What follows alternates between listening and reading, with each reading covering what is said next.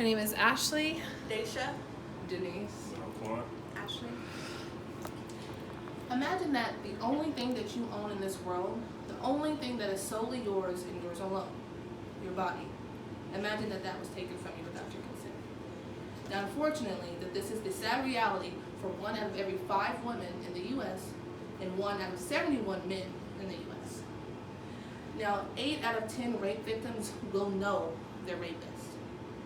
Both men and women often report rapes at the same rate. 50% often know their attacker, while the other 50% don't. Now, a key factor to actually convicting rapists are rape kits. However, in the U.S. today, there are over 400,000 untested rape kits. Now, before we can address the absurd number of untested rape kits that we first have to understand what a rape kit is and how it is used to bring rapists to justice. Now, number one, a rape kit is not actually called a rape kit. The name changes from state to state. Here in Oklahoma, they're referred to as sexual assault kits. If you were to go to the hospital and ask for an SAK, you will be assigned an advocate as well as a sexual assault nurse examiner. This is a nurse who has been trained solely for SAK kits.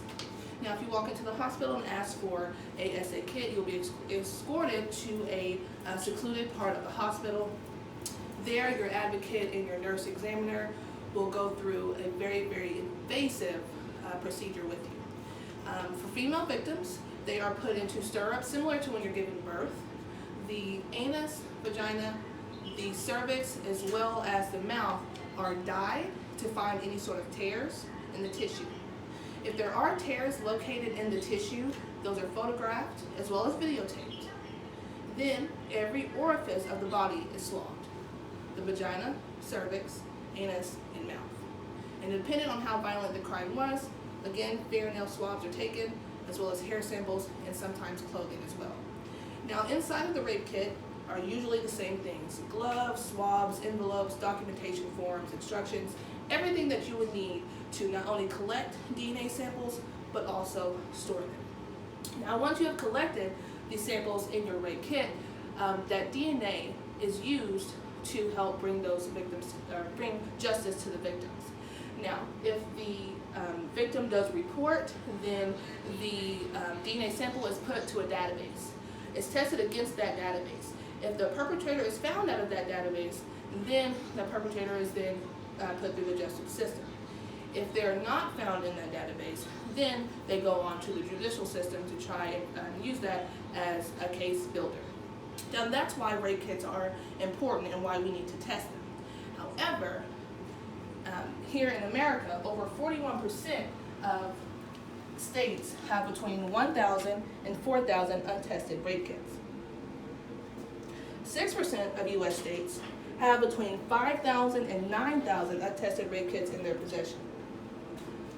20% of U.S. states have over 10,000 untested rape kits in their possession. 6% have less than 1,000, and less than 3% have 0.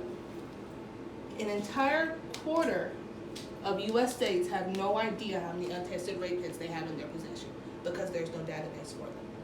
Now, in Oklahoma alone, Oklahoma accounts for almost 7,500 untested rape kits. 3,783 of those are for Tulsa alone.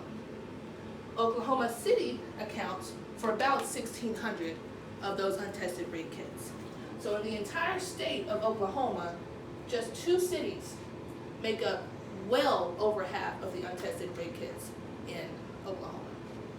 Now, Tulsa Police Department has given a few reasons as to why these kits have remained untested. A few of them, there's no equipment to test them.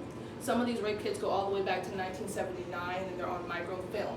The Tulsa Police Department does not own any sort of equipment to actually test that evidence. Evidence collected between 1993 and 2005 are actually stored, are manually stored in a separate storage facility. And I quote, Tulsa Police Department said that any tests prior to 2005 can only be found by day shift workers.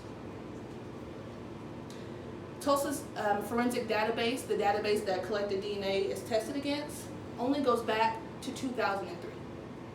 So if a perpetrator has committed a crime before 2003, there is no record of it. Tulsa Police Department also does not have no record of untested rape kits or the ones that were tested as well.